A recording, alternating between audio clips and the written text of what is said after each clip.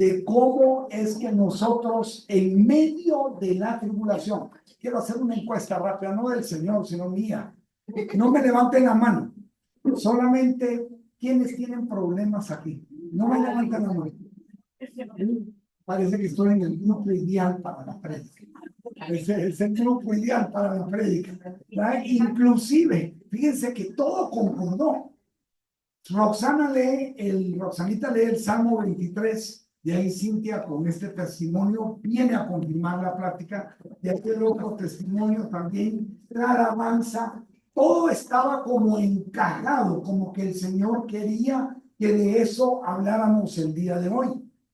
Y entonces no voy a hablar del sufrimiento, sino que de cómo los grandes personajes de la Biblia, digamos, puede ser otra pregunta, si ustedes llegaran al cielo, bueno, no les estoy diciendo que van a llegar ahorita, pero si llegaran al cielo, ¿a qué personajes quisieran saludar? Obviamente a Jesús, a la Virgen, ¿verdad? A Pedro, a Pablo, a Daniel, fíjense, a Daniel, a David también. O sea, quisiéramos saludar a cada uno de esos personajes. Abraham, otro personaje increíble, ¿verdad? Cuando Dios le habla y le dice, dame a tu hijo.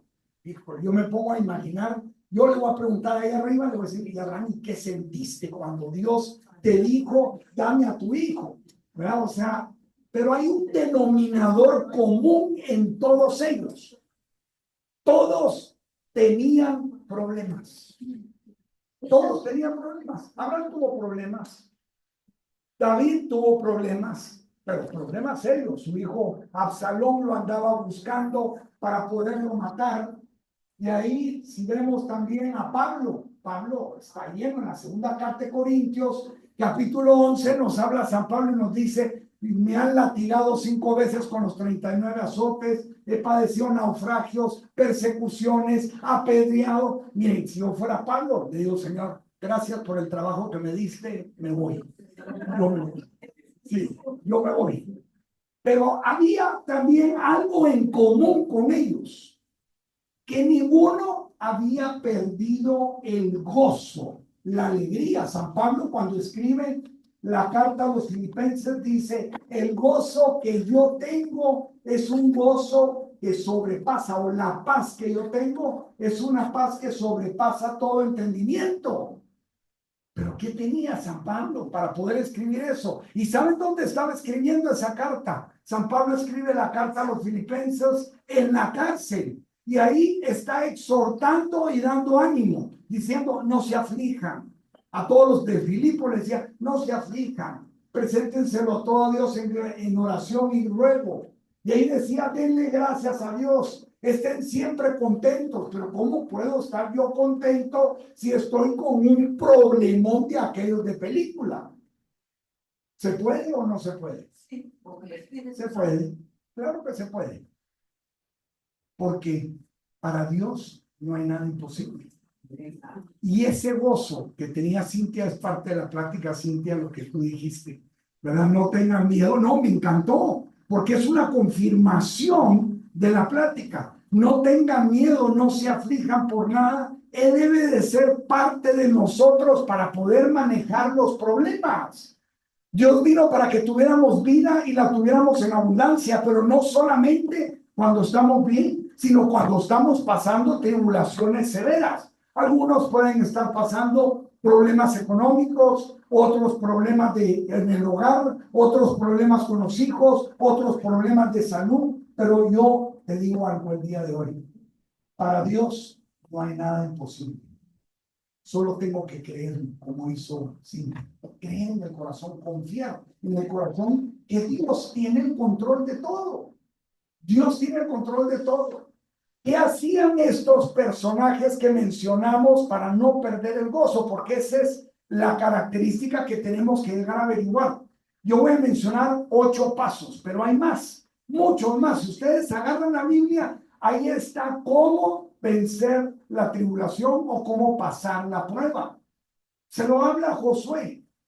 No es lo que tú mires, no es lo que tú sientas, no es lo que tú pienses, sino que Josué, cuando fueron a investigar, eran exploradores, la tierra prometida, que vieron 10 personas, gigantes. ¿Y qué había dicho Dios? ¿Cuál era la orden que Dios había dicho o la orden que Dios había dado? Entren y tomen posesión de la tierra. Moisés ni siquiera debería de haber mandado a los exploradores. ¿Por qué? Porque Dios ya había dado una orden, así como lo dio en el caso de Cintia. Le dijo, no tengas miedo. Aunque pases por las aguas, no te ahogarás. Y aunque pases por el fuego, no te quemarás, porque yo estoy contigo. No tengas miedo, porque tengo que estar seguro que Dios está conmigo. Pero a veces dudamos. Y le pedimos pruebas, Señor. Si tú estás conmigo, demuestra. Y no tiene que demostrarle nada. Aquí está el Señor. Sí. ¿Por qué? ¿Manda? Ahí está. No por lo que siente. La alabanza estuvo preciosa. Preciosa la alabanza. Pero no es, hoy como saliste, hoy sentí una presencia del Espíritu, pero tremenda. Y cuando no la siente, ¿qué pasó? Dios no está. Se fue. No aparece. Está. Porque la palabra lo dice. Nosotros no vivimos por el sentimiento. Nosotros no vivimos por la razón. Nosotros vivimos por fe, creyendo que lo que Dios ha dicho tiene poder, porque su palabra es poder. Por medio de esa palabra, Dios creó todo lo que hay aquí en la tierra. Es palabra que es dunamis, dinamita. Esa es la palabra del Señor. Entonces, el gozo que está hablando San Pablo no es algo que depende de las circunstancias. Eso es lo que tenemos que llegar a entender. Para ese gozo, tener ese gozo de San Pablo, no va a depender de las circunstancias. ¿O ustedes piensan que San Pablo era un superhombre y que el Señor lo dotó de un espíritu diferente? El mismo espíritu que él tenía, lo tengo yo. Porque habla en la carta de los Efesios que hay un solo bautismo, una sola fe, un solo Dios, un solo espíritu. Y entonces, el mismo que él tenía, lo tengo yo. ¿Cuál es la diferencia? ¿Cuál es la diferencia? ¿Qué está haciendo la diferencia? Que San Pablo podía atravesar todas esas situaciones difíciles sin quejarse, sin dudar, sin desconfiar del Señor y sin abandonar el trabajo que Dios le había dado. Porque muchos, cuando están en medio de la tribulación o del problema, ¿qué es lo que hacen? Se van. Les voy a decir algo. Es el peor error que usted puede cometer. Cuando usted está en tribulación, agárrese de las manos del Señor porque no hay otro camino. No importa si no siente, si no ve el resultado, si el Señor no le está dando lo que usted quiere, pero no se suelte de la mano del Señor. Es cuando usted más tiene que orar, cuando más tiene que doblar rodillas, cuando más tiene que entender cuál es el mensaje de Dios ante esa situación difícil que usted está pasando o viviendo. Hay una esperanza para nosotros y la esperanza está solamente en Cristo Jesús. Pero muchos se van, ¿por qué? Cuando el Señor anunció que Él era el Mesías, Juan capítulo 6 habla que Él es el Mesías, dice que mucha gente lo dejó de seguir. Y eso pasa en las comunidades. Mucha gente se aparta del camino del Señor. Y le hace la pregunta también a los discípulos, ¿ustedes también se quieren ir? ¿Y qué le dice San Pedro? Es que San Pedro tenía unas revelaciones de aquellas de película. ¿A cómo? ¿A dónde iremos, Señor? Solo tú tienes. Hemos conocido al Cristo vivo. Mire, cuando usted verdaderamente conoce al Cristo vivo y está enamorado de ese Cristo vivo, usted no se va. Ahí hay una cancioncita que dice, aunque sea con problemas, pero a Cristo no lo dejo. No importa lo que pase. No importa la circunstancia que esté atravesando, no importa la cara que me hicieron el vecino o la vecina, pues muchas veces hasta por eso nos resentimos y perdemos el gozo. porque no me saludó, porque no me miró bien, no es ni siquiera un gran problema. Mire, no le importa si lo saludó o no la saludó. Simplemente no deje que nada ni nadie le quite el gozo y la alegría que Dios quiere darle, porque el gozo es un fruto del Espíritu Santo. Nadie se lo puede quitar, que es lo que le dijo a la samaritana. Del agua que yo te daré de beber hoy, nunca más volverás a tener sed. O sea, mi gozo no va a depender ni de las circunstancias, ni tampoco va a depender de la reacción de las demás personas. ¿Y por qué no va a depender de las circunstancias? Porque muchas veces, claro, con un problema como el de Cintia, dice uno, se aflige uno.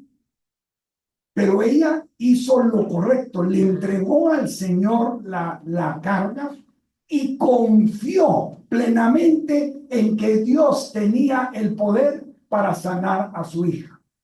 Entonces, ya viendo una prehistoria de lo que vimos, vamos a entrar a la plática. No sé hasta qué horas tengo. Hasta las 11. ¿A qué horas? Ah, no, hasta las 1. Se muere de hambre. Se muere de hambre y se duerme. Entonces, miremos qué es la característica que tenían estas personas que los hacía que a pesar de la tribulación, de la cárcel, de los latigazos, a mí me impresiona solo antes de entrar. Voy a ver la historia de San Pablo. Predicando el Evangelio, lo toman porque expulsó un demonio de una persona que era bruja. Y lo meten a la cárcel, pero antes de meterlo a la cárcel, lo latigan y por los 39 azotes y lo meten a lo más profundo de la cárcel, dice. Y mientras él estaba con cepos y con cadenas, latigado, ¿qué creen que estaba haciendo San Pablo?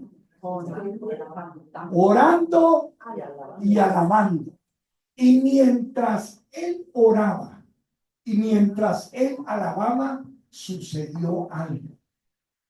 Las cadenas se rompieron y las puertas de la cárcel se abrieron. ¿Quieres romper cadenas? Alaba al Señor. Ora y alaba al Señor. Y en medio de la alabanza no te quejes, sino que dile gracias. Gracias, Señor. No entiendo, no sé por qué estoy atravesando esto, pero gracias.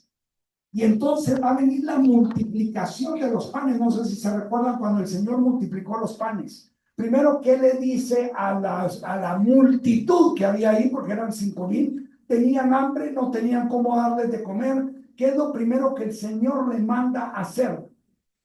Siéntense, siéntense, repose. Eso quiere decir usted, repose, siéntese. Él tiene el control. No, usted es Dios. Yo no soy Dios. Yo no puedo ver qué va a pasar dentro de una hora, pero Él sí puede ver. Y tengo que llegar entendido que Él quiere que yo repose porque yo le he dado mi vida, le he entregado mi vida a Él. Y Él dice, vengan a mí todos los que están cansados, cargados y trabajados, porque yo los haré que descansar. El Señor te va a dar descanso, te va a dar de reposo. Sientes reposo. Y segundo, ¿qué hizo? Levantó sus manos al cielo y dando gracias a Dios. ¿Y qué pasó? Los panes y los peces se multiplicaron. Reposa y dale gracias a Dios. Y mientras tú le estás dando gracias a Dios, tu problema va a quedar en las manos del Señor. Y vas a poder descansar y vas a poder reposar.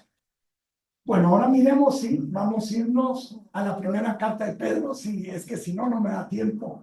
A la primera carta de Pedro, capítulo 1, versículo 8 y 9. Vamos a pedirle favor a Mari que me lo lea. Y vamos a ver una característica importante que tenían todas estas personas. Es una mentira que el cristiano no pasa por sufrimiento y por dolor. No existe, no es una enseñanza de la Iglesia Católica. Aquí no hay pare de sufrir, no hay. Sí, se lo voy a aclarar. Tal vez no le guste la noticia, pero no hay. Es porque cuando venga el problema, cuando venga la situación difícil, usted sepa que la tiene que pasar. Y Eclesiástico 2 nos habla claramente cómo pasar la prueba, ¿verdad? Si está sufriendo por pecado, la recomendación es fácil. Eso no hay mucha Biblia, La recomendación es deje el pecado y automáticamente se restablece la relación con el Señor. Pero no creo que sea el caso de los que están aquí o de las que están aquí. Lo miro como auras. O sea, no creo que este sea el caso de las que están aquí, ¿no? Vamos a leer Primera de Pedro, capítulo 1, versículo 8 y 9. A quien amáis sin haberle visto, en quien creéis, aunque de momento no le veáis, rebosando de alegría inefable y gloriosa, y alcanzáis la meta de vuestra fe, la salvación de las almas. Palabra del Señor. Entonces, miremos aquí qué dice. Ustedes lo aman a pesar de no haberlo visto. Esta fue la enseñanza de ayer. Y aunque no lo vean ahora, crean en Él. Y se alegran con un gozo, dice en otra versión, indescriptible. ¿Pero por qué como un gozo indescriptible y glorioso? Pues están obteniendo la meta de su salvación. ¿Cuál es la meta que ustedes tienen en su vida? La meta principal. Hay muchas decisiones que ustedes van a tomar, pero la meta que ustedes deben de tener, ¿cuál?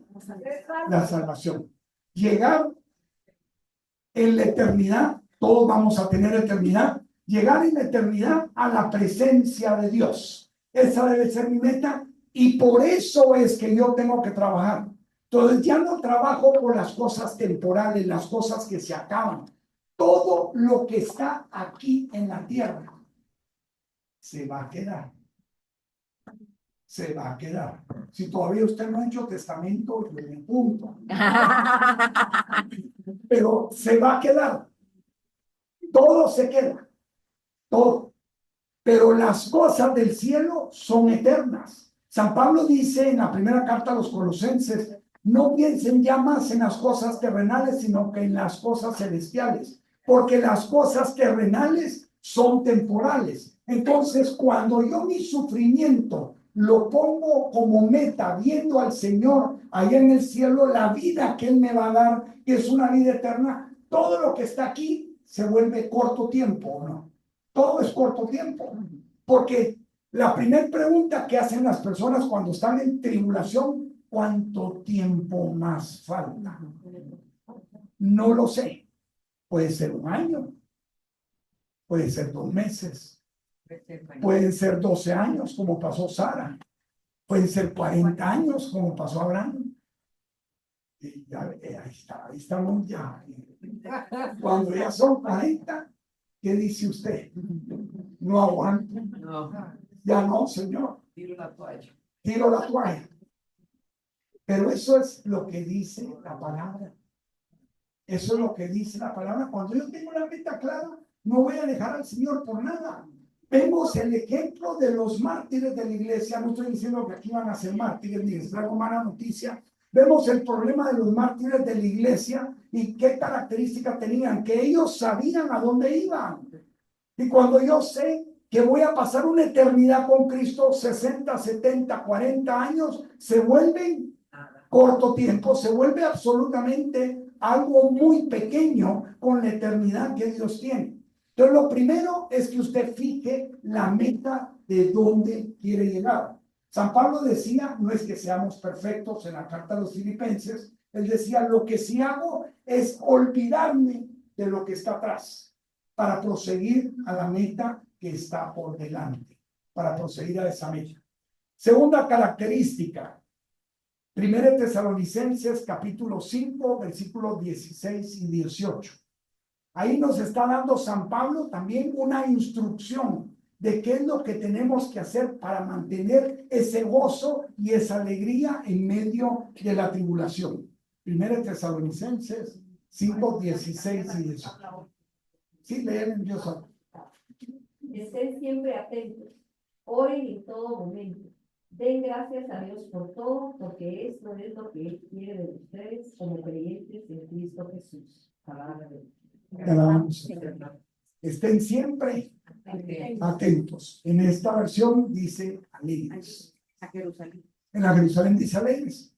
¿Cómo voy a estar alegre en medio de una prueba tal vez tan grande? Porque las pruebas a nosotros, la prueba mía, a mí me parece grande. La prueba suya a usted le parece grande, ¿verdad? Pero ¿cómo voy a estar alegre si estoy pasando un problema de salud, o un problema económico, o un problema de restauración familiar, o un problema con los hijos? ¿Cómo voy a estar alegre? Pues eso es lo que dice la palabra. Estén siempre alegres, siempre contentos, en medio de todo. Y de ahí nos dice algo más. Oren sin cesar. ¿Cuándo es cuando usted ora más? Le voy a poner mi testimonio. Yo en el 2005 tuve un problemón muy serio, muy serio. Nunca se me va a olvidar. Iba a dar una plática, siempre lo menciono, Roxanita. Iba a dar una plática y Roxana llegó con un versículo. Yo estaba pasando, para mí, el Niágara en bicicleta, como dice Juan Luis Guerra, el Niágara en bicicleta. Tenía ya año y medio del problema y no miraba solución. Y llegó Roxanita y me dice, tengo un mensaje para ti. Isaías 40, versículo 31. Pues los que confían en el Señor siempre tendrán nuevas fuerzas. Caminarán y no se cansarán. Y correrán y no se fatigarán. Y eso me quedó a mí grabado desde el 2005 hasta la fecha. Cada vez que yo siento que no puedo, yo leo lo que dice Isaías capítulo 40, versículo 30, 31. Ahí está. Siempre lo leo para tener la confianza definitiva de que aunque pase por valle de sombra y de muerte, no voy a temer mal alguno, porque el Señor está conmigo y su vara y su cayado me infunden aliento. Y no me voy a cansar, voy a poder, porque eso dice la palabra de Dios. Y a esa palabra es la que yo tengo que creer. Entonces dice, oren sin cesar y den gracias a Dios por todo. Tengo un problema de enfermedad. Gracias. Gracias, Padre. Cuesta. Pero si yo hago lo que Dios está pidiendo, voy a sentir la carga más liviana. Voy a aprender a confiar que Él es el que tiene el control de mi vida. Él tiene el control de mi vida. No te preocupes, nada que no esté fuera del plan de Dios te va a suceder. Y si Él está permitiendo esto aquí, ahora, ya vamos a ver el versículo que respalda esto, si Él está permitiendo eso ahora, es porque es lo mejor para ti. Algunas personas no lo van a creer. ¿Cómo puede ser lo mejor que yo tengo un cáncer? ¿Cómo puede ser lo mejor que se destruyó mi matrimonio? ¿Cómo puede ser lo mejor si no tengo que comer? No porque yo lo diga, es que yo no vengo a hablar palabra mía ni a motivarlo, sino que la Biblia lo dice. Todas las cosas vienen a bien de los que aman al Señor. Entonces aquí la pregunta que se haría es, ¿lo que estoy pasando es para mi bien? Ya no me contestaron. Voy a repetir el versículo Romanos 8:28. Todas las cosas vienen a bien para los que aman al Señor. Lo que estás pasando tú ahorita es para tu bien. Está un poco débil decir. Está un poco débil decir, pero se van a convencer. Es que esa es la palabra del Señor. La pregunta que yo me debería de hacer ahorita es, ¿estoy amando a Dios? Porque si no lo estoy amando, lo que me está sucediendo no es para bien. No es para bien. ¿Y cómo puedo demostrarle a Dios que le amo? ¿Cómo puedo decirle a Dios que le amo? En alabanza, en la misa, en la Eucaristía. Pero la palabra nos da la clave a nosotros. Primera de Juan capítulo 5. Los que me aman obedecen mis mandamientos. Y aclara algo, porque les voy a hacer la pregunta antes de lo que dice después. ¿Los mandamientos de Dios son difíciles obedecerlos o fáciles? Bien difícil. Estamos mal. ¿Qué dice la palabra de Dios? Pues mis mandamientos no son una carga para ustedes. Mis mandamientos no son una carga. Entonces, ¿por qué me cuesta tanto obedecerle a Dios? ¿Por qué me cuesta tanto creerle a Dios? ¿Por qué me cuesta tanto confiar? Yo no he visto hasta la fecha me he montado en aviones. Yo no he visto ninguno que llegue y que pida al montarse al avión, mire, quiero hablar con el piloto. Y llego con el piloto y le digo, mire, ¿cuántos años de experiencia tiene usted? ¿Y cuántos vuelos? ¿Y qué hizo anoche? Fue a parrandearse con los esclavos. Y entonces usted decide si se baja o se sube. Simplemente usted se monta en el avión confiando de que va a llegar ¿a dónde? Al destino, a donde usted compró el boleto. Pero con Dios he visto algo contrario. He visto personas que le dicen, no tiene nada malo decirle, Señor, dame una prueba, dame una muestra. Pero Señor, pruébame que tú estás conmigo. Señor, pruébame, si tú sanas a mi hijo, yo voy a creer. Si tú me provees, yo voy a creer. Estamos dudosos. Y entonces, ¿qué es lo que yo tengo que hacer? Cumplir los mandamientos del Señor, cumplir la ley del Señor y hacer todo lo que el Señor me mande. ¿Cuál es la instrucción de la Virgen María en el primer milagro del Señor? Hagan lo que les diga. No. ¿Cómo? Hagan todo lo que Él les diga. Todo. Todo. Esa es la palabra clave. Quiere decir que yo tengo que obedecer la Biblia desde Génesis hasta Apocalipsis. Ahí tengo que obedecer todo lo que el Señor me está mandando. Y entonces, como consecuencia de hacer todo, ¿qué querían los comensales y los invitados de la fiesta? ¿Qué había pasado? Se había acabado el vino, y así pasa con muchos. Porque el vino primero que ellos tenían era un vino creado por el hombre, no un vino dado por Dios. Y entonces ese vino creado por el hombre depende de las circunstancias. Si me va bien económicamente, entonces estoy feliz, estoy gozoso. Si tengo un hogar lindísimo, entonces estoy gozoso. Entonces tu gozo está dependiendo del vino que tú creaste, pero no del vino de Dios. Y entonces, ¿qué mandó el Señor a hacer? Mandó a traer botellas de vino a la tienda. Yo no sé cómo se hacía antes. O al Super 24, porque era de noche a traer vino. No, no mandó a traer vino ahí, sino que le dice a los comensales, vayan y llenen. Habían 6 vasijas de agua que se ocupaban para las ceremonias de los judíos.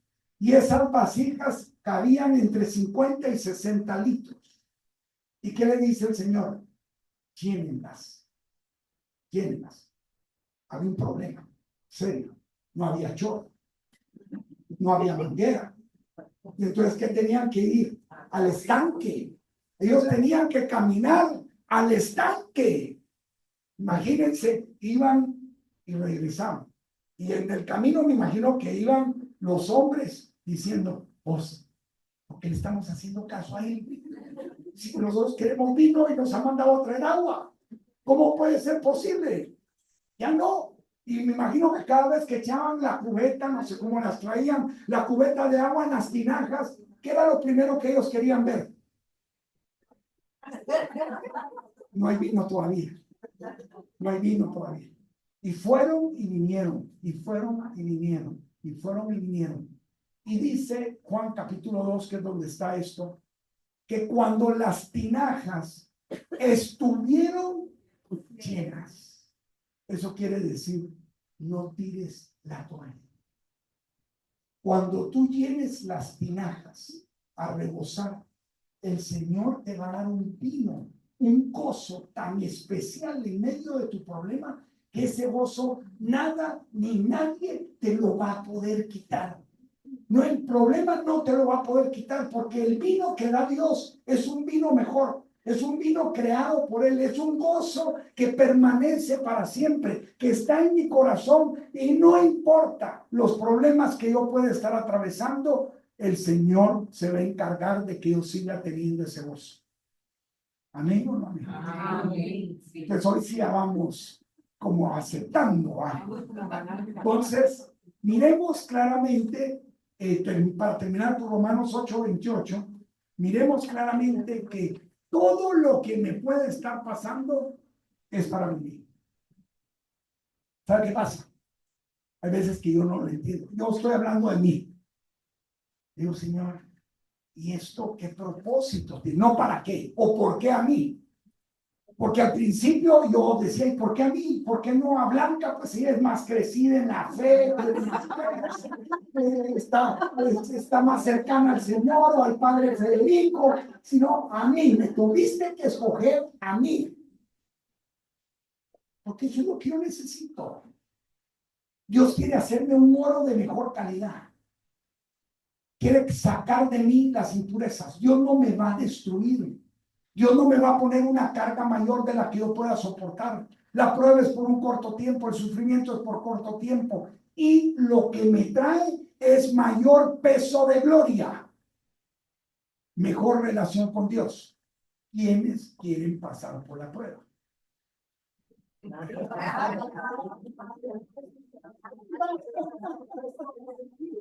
Por eso,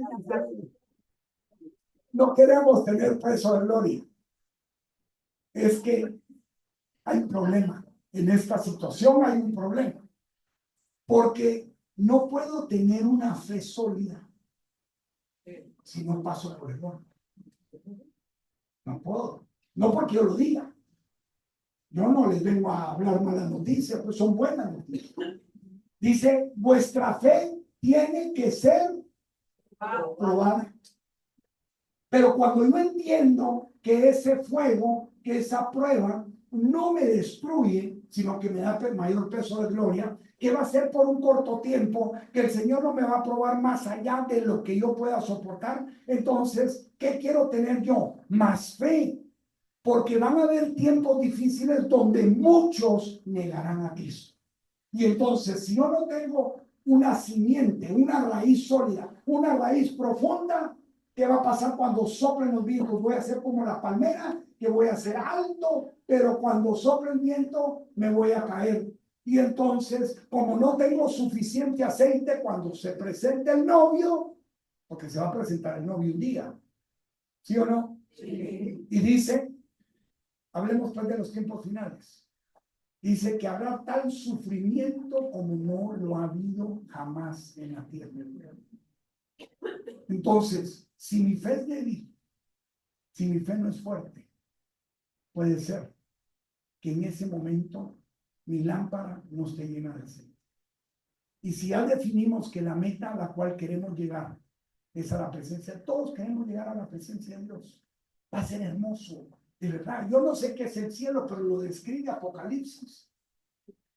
Va a ser un lugar donde estemos alabando continuamente al Señor en la presencia del mismo Jesús, como es el Cordero de Dios que describe Apocalipsis capítulo 4. Y todo el mundo cantaban alabanzas delante de la presencia de Dios. Los 4 seres vivientes, los 12 apóstoles y estaba toda la gran multitud que estaban ahí, alabando y cantando himnos al Señor por la eternidad. Y Él con su luz maravillosa iluminará todo lo que esté ahí. Ese encuentro va a ser espectacular. Mire, si su esposo cuando la vio vestida de novia en la iglesia y entró, dijo, wow, esta sí es carne, mi carne, y hueso de mi hueso, porque así dijo Adán, pues. Imagínese cuando usted esté entrando de novia y el Cordero, que es Jesús, la reciba allá en el cielo como la esposa del Cordero. Ese momento va a ser súper especial. Se le olvidan todas las cosas, todos los problemas. Se le olvida todo.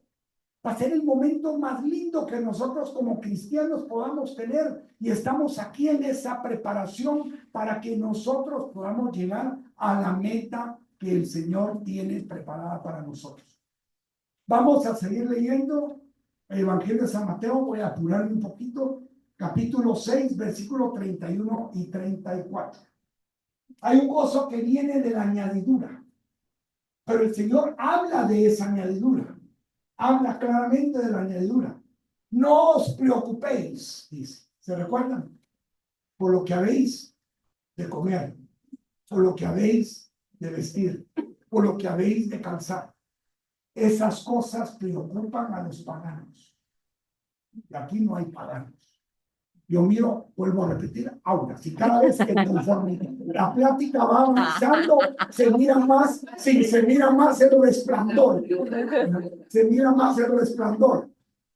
Entonces, ¿qué es lo que nos dice el Señor? Mateo 6, 31 al 34. Así que no se preocupen preguntándose qué vamos a comer o qué vamos a beber o con qué vamos a vestirnos. Por todas estas cosas son las que se preocupan a los paganos, pero ustedes tienen un Padre Celestial que ya sabe que las necesitan. Por lo tanto, pongan toda su atención en el reino de los cielos y en hacer lo que es justo ante Dios y recibirán también todas estas cosas. No se preocupe por el día de mañana, porque mañana habrá tiempo para preocuparse. Cada día tiene bastante con sus propios problemas. Palabra de Dios. ¿Qué nos dice aquí? No se preocupen. No se aflijan.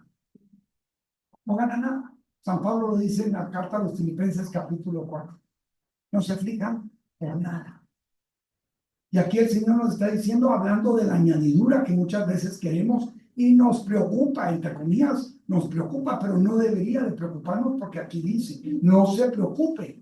¿Por qué razón es que yo no me voy a preocupar? Porque ustedes tienen un Padre celestial que ya sabe que las necesita. Y entonces nos da la instrucción que todas estas personas tenían. La instrucción que ellos tenían es, busquen el reino de Dios y su justicia, y todas estas cosas os vendrán por añadidura.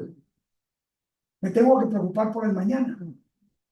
Mire, yo no soy psicólogo, pero dicen que las personas, aquí hay una psicóloga, las personas que viven en el pasado les entra depresión. Yo no sé si eso sea cierto, ¿es cierto o no? Y las personas que viven en el futuro, ansiedad. No puede ser depresión porque es ansiedad. ¿Qué me va a pasar de aquí a 5 años? Voy a tener los ahorros suficientes para poder vivir y no ser carga de mis hijos. Y si ya no tengo salud, mire, espérese a que pasen 5 años. Tal vez mañana usted llega a la presencia del Señor y se está preocupando de muchas cosas que no tiene por qué preocuparse. No le estoy diciendo que mañana se va a ir, pero no estoy matando a nadie. ¿Verdad? Pero no soy profeta, espero no ser profeta. ¿Verdad? Entonces, ¿qué es lo que tengo que hacer? Buscar el reino de Dios. ¿Y cuál es el reino de Dios? Cuando San Juan el Bautista dice, el reino de Dios está entre ustedes, ¿a quién se está refiriendo?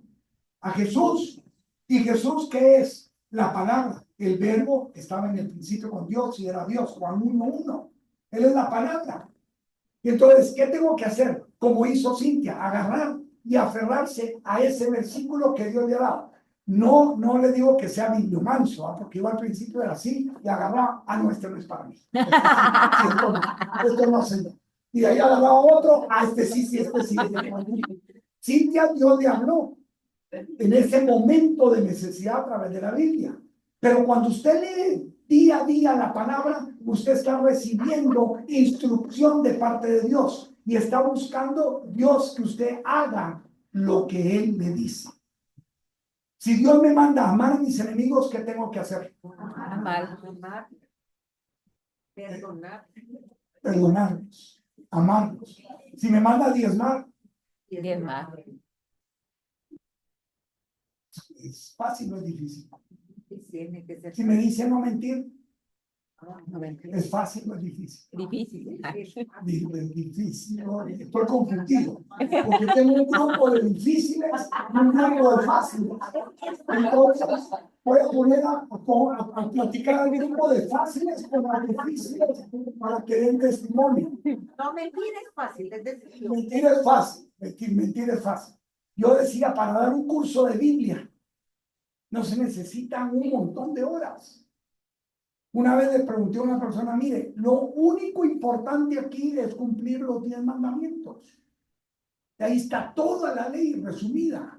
Y se resume en 2 partes. Amarás a tu Dios con todas tus fuerzas, con toda tu mente, con todo tu corazón y al prójimo como a ti mismo. Ya está, se acabó el curso de Biblia. ¿Qué no entiende uno de santificar las fiestas?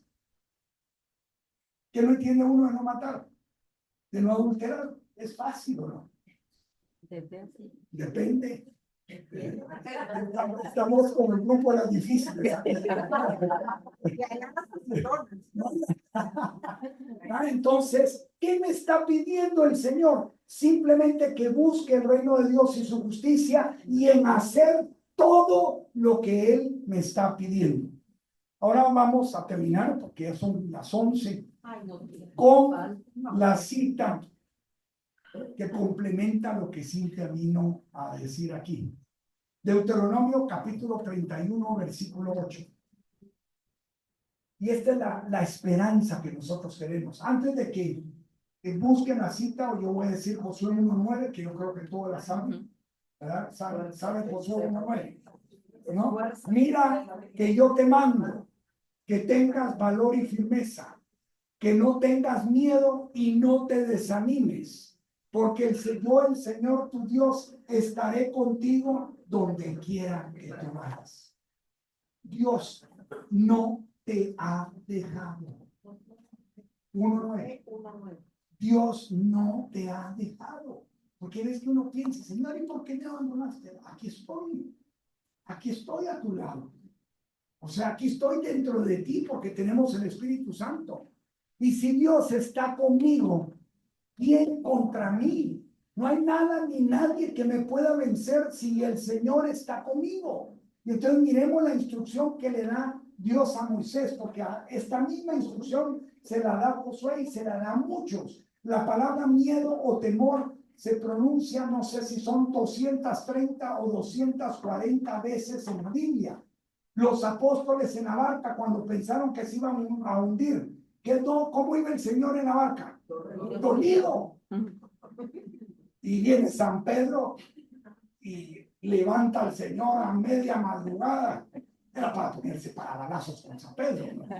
Sí, era como decir, pero bueno, Pedro, no ves, me respetás, estoy dormido, estoy cansado, ven la tempestad. Pero el Señor ya había dado una orden antes. ¿Cuál era la orden? Vamos a ir al otro lado del lago. Esa era la orden del Señor. Y entonces el Señor se durmió tranquilo a pesar de la tempestad que había. Cuando Dios da una orden, cuando Dios te da una palabra, reposa, duerme tranquilo, que no te quite el sueño. Duerme tranquilo, porque el Señor está en la barca. Y entonces lo levantan y el Señor dice, falto de fe, falto de fe. Y entonces le habla ¿a quién? A la tempestad.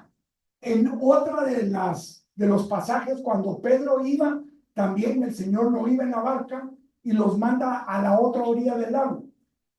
¿Se recuerdan? Y dice que a las 3 de la mañana, a la tercera, no me recuerdo cómo dice, pero ¿tercera qué? La tercera hora. Las horas se dividían en 3, eran 4 partes de 3 en la noche y 4 partes de 3 en la mañana. Era a las 3 de la mañana cuando se desata una tempestad enorme. Y Pedro sintió miedo a pesar de ser pescador. Y mientras el Señor iba caminando, le dice San Pedro, ¿qué le dice? Señor, si eres tú, primero vio un fantasma, no reconoció al Señor.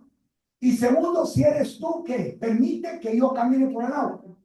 El Señor no le dijo, mira Pedro, esta es la ley de la física. El peso específico tuyo es mayor que el peso específico del agua, por consiguiente, si no sabes nadar, te vas a ahogar. ¿Qué le dice? Ven, puedes caminar en el agua. ¿Pero qué quería Pedro? Realmente, prueba, más que prueba, yo digo que Pedro lo que quería era que el Señor calmara la tempestad. Cuando hay una tempestad grande en tu vida, tú lo que quieres es que el Señor quite la tempestad, ¿sí o no? Pero hay veces que te hace caminar en medio de la tempestad, como hizo caminar a San Pedro. San Pedro caminó, no se hundió, pero había un versículo, algo clave que estaba haciendo San Pedro, que su mirada estaba puesta ¿en quién? En el Señor. Mi mirada está puesta en lo alto, en el Señor, en el problema que yo estoy pasando, y cuando mi mirada está puesta en el Señor, no se va a hundir. no se va a hundir. Pero ¿qué pasó? De repente, vio el problema. Fatal, fatal. ¿Y qué pasó con Pedro? Se empezó a hundir. ¿Y el Señor qué hizo? Lo volvió a sacar. Y después calmó la tempestad. No te vas a hundir. De verdad, créelo en tu corazón. Creámoslo con certeza, firmeza. No te vas a hundir. Aunque pases por valle de sombra y de muerte, no te vas a hundir. Vas a pasar del valle de sombra y de muerte. Y su vara y su callado me infunden aliento. El Señor es mi pastor. Nada me falta. Nada, nada. Nada te va a faltar. Y por último, miremos Deuteronomio 31, 8. El Señor mismo irá delante de ti y estará contigo. No te abandonará ni te desamparará. Por lo tanto, no tengas miedo ni te acobardes. Ese fue el mismo versículo que el Señor le dio así. No el mismo, pero habla muy parecido. Primo hermano, sí, podríamos hablar, primo hermano, el versículo. El Señor mismo marchará ¿dónde? Delante. ¿Por qué es importante que el Señor marche delante? Porque Él es el que marca ¿qué? El camino. Muchas veces nosotros vamos delante y le decimos, Señor, sígueme. Aquí voy. Estamos en mala dirección. Es como que usted le ponga a Waze y le diga al Waze, sígueme vos a mí porque yo te voy a llevar al lugar donde quiero. Que no ponga Waze. No ponga. El Señor marchará al frente de ti y estará contigo. Nunca, esa es una palabra clave, nunca te dejará ni te abandonará. No temas ni tengas miedo. No tengas miedo. Dios está aquí. Dios está contigo. Él es Dios. Y para Él no hay nada imposible. Aunque usted me diga su problema, aunque usted me diga que ya no aguanta más, para Dios no hay nada imposible. Es que puede ser aquella cosa que no tenga ninguna solución. Para Dios no hay nada imposible. No hay nada imposible. No limitemos el poder de Dios en nuestras vidas. Hay más pasos. Ella se tienen que ir. Hay más pasos que se pueden dar. Yo se los voy a mandar a Blanca para que ella se los dé a ustedes. Si ustedes manda escrito, sí, yo se los voy a mandar a Blanca escrito los versículos, ¿verdad? Tiene que volver. Yo no les prometo el miércoles que viene, porque no voy a estar en Guatemala, pero sí podemos a ver qué dice Blanca, porque tienen un plan también aquí. Pero si Blanca está de acuerdo, yo con gusto regreso. Vamos a pedir que nosotros cerremos nuestros ojos, que nos pongamos en la presencia de Dios.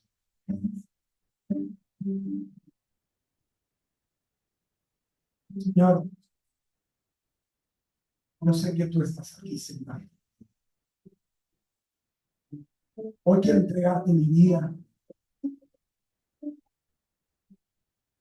Quiero entregarte mis problemas.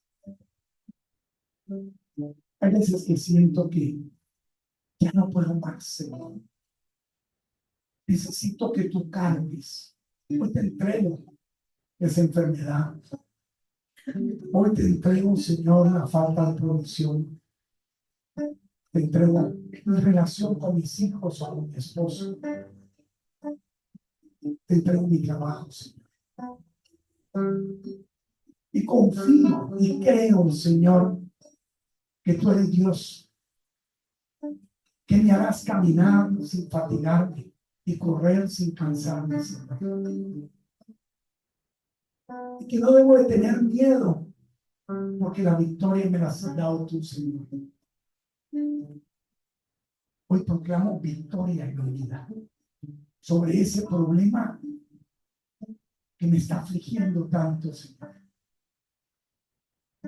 Hoy proclamo, Señor, esa sanidad, esa provisión, esa restauración, Yo la proclamo, Señor, y la creo.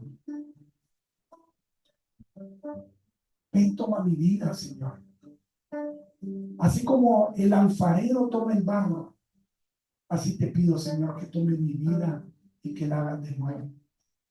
Porque tú eres fiel. Porque aquel que empezó la buena obra en nosotros va a ser fiel y terminarla. Dios ya está trabajando sobre tu problema. Y Él lo va a terminar. Lo va a llevar a buen término. Digámosle gracias. Gracias. Gracias, Jesús. No entiendo. No entiendo, Señor. Mi mente es muy finita. Muy finita, Señor. Yo no entiendo qué puede estar pasando.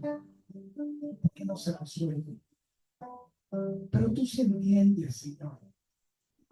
Porque tú eres el alfa. Eres el omega. Y entiendes mi vida desde principio hasta fin. Desde antes que yo naciera y tú ya me conocías, Señor, me había dado un propósito, no un despropósito, sino que un propósito en mi vida.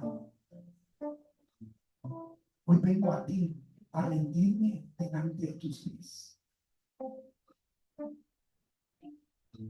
Llena los corazones de todos los que están aquí. Llénanos de tu paz. Danos paz. Danos ese gozo. Danos esa alegría de poder vivir como cristianos. Porque tú dijiste que tenías para darnos vida y darnos vida en abundancia. Pon esa alegría en mi corazón. Pon ese vino nuevo. Ese vino que solamente tú sabes dar. Llena los corazones de todos los que estamos aquí, Señor, con ese vino nuevo. Ese gozo, esa alegría. No sabes dónde piensas que no hay.